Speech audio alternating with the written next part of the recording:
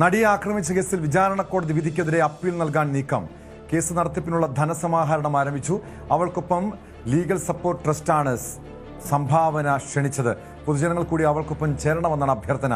പിന്തുണയുമായി WCCയും രംഗത്തെത്തിയിട്ടുണ്ട്. വിവരങ്ങളുമായി ആജ്ഞ രവീന്ദ്രൻ ചേരുന്നു. വീണ്ടും ആജ്ഞ, ഇതിപ്പോൾ ഈ വിചാരണ കോടതി വിധിക്കെതിരെ അപ്പീൽ നൽകാൻ ഉള്ള നീക്കം ആരംഭിച്ചിട്ടുണ്ട്. അതിനിടെയാണ് ഈ ധനസമാഹരണം.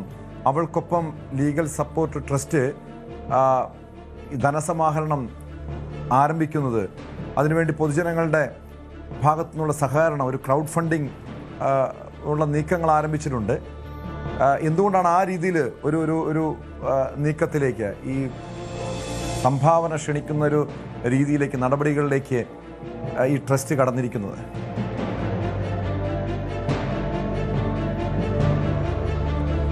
നേരത്തെ എറണാകുളം പ്രിൻസിപ്പൽ സെഷൻസ് കോടതിയായിരുന്നു കേസ് കൈകാര്യം ചെയ്തിരുന്നത്. ആ സമയത്ത് അഡ്വക്കേറ്റ് TB മിനി ആയിരുന്നു നടിയുടെ അഡ്വക്കേറ്റായി, അഭിഭാഷകയായി കോടതിയിലുണ്ടായിരുന്നത്. അവർ ഇതുമായി ബന്ധപ്പെട്ട് പണമൊന്നും വാങ്ങിയിരുന്നില്ല. പക്ഷേ ഇപ്പോഴത്തെ സ്ഥിതി അതല്ല.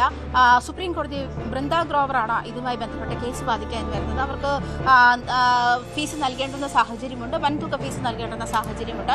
അതിന് മാത്രമല്ല, നടിയെ ഈ വിഷയത്തിൽ പൊതുജനങ്ങളുടെ ഒരു ഉത്തരവാദിത്വം കൂടിയാണ് നടിയെ ഈ വിഷയത്തിൽ സാമ്പത്തികമായി സഹായിക്കുക എന്നുള്ളതാണ്.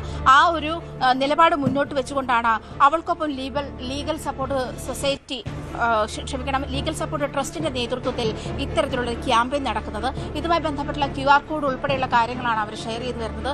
നടിയെ പൊതുജനങ്ങൾ കൂടി അവരുടെ ഉത്തരവാദിത്വത്തിൽ അവരെ കൊണ്ടാകുന്ന തരത്തിൽ അവരെ സാമ്പത്തികമായി സഹായിക്കുക എന്നുള്ള കാര്യമാണ് ഇവർ ആഹ്വാനം ചെയ്തത്.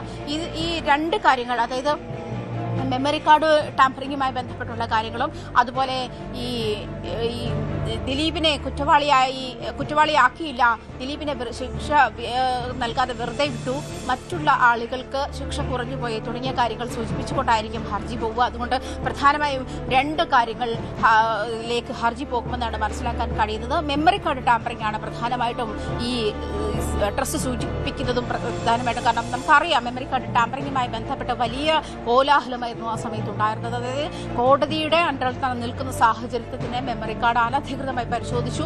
3 തവണ അതിന്റെ ഹാഷ് വാല്യൂ മാറി എന്നുള്ള കാര്യങ്ങളായിരുന്നു ആ സമയത്ത് വ്യക്തമാക്കിയത്.